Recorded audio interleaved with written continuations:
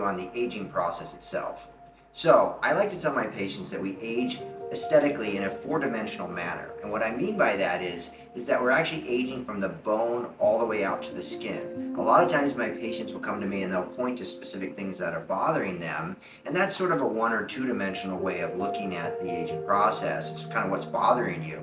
But when I'm seeing my patients, I'm thinking about from the bone all the way out to the skin. That's the three dimension. And actually the fourth dimension, let's talk about that right now. So the fourth dimension is the fact that we're aging on a cellular level. So every cell that we have in our body is aging, of course, but the cells in the region are aging. So the bone cells, the fat cells, the skin cells, the connective tissue, it's all aging. But not only that, it's that our cells in distant parts of the body are aging, and that's significant because the cells that are making our hormones are aging.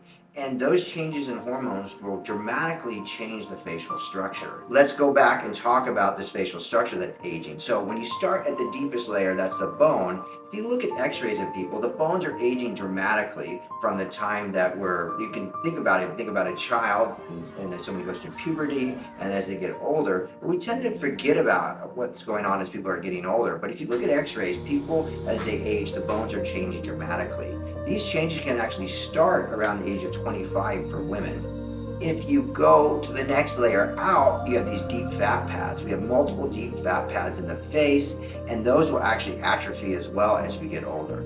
This combination of loss of volume in the bone and also the deep fat pads is going to allow the tissue of the face to fall in, down, and forward. And so we can get this heaviness down in here. We can get loss of support in the under eye. We can get deeper nasolabial folds.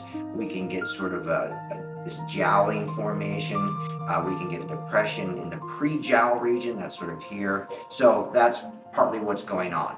Then we look at the next layer, and we have this muscle connective tissue layer. And in this layer, this is where all the muscles attach to that allow us to express our face. And in certain areas, these muscles will thicken, and in other areas, they'll actually thin. So we can take advantage of that with treatments and help those areas that are thinning get bigger, essentially, and the areas that are getting too big actually relax and weaken. And that can be a good thing.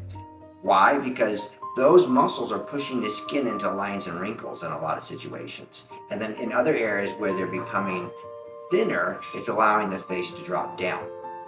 Now, the next layer is a superficial fatty layer, and that is basically also thinning as we age. And as it thins, it can affect the texture of the skin.